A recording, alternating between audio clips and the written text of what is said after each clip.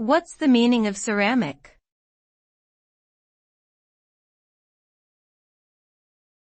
Ceramic.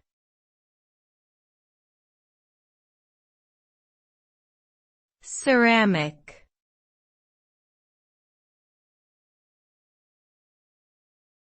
Ceramic.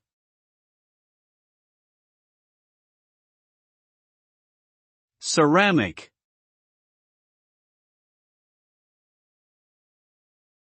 Ceramic refers to a non-metallic, inorganic material that has been prepared by heating and cooling at high temperatures. This material is known for its exceptional hardness, strength, and resistance to heat and wear.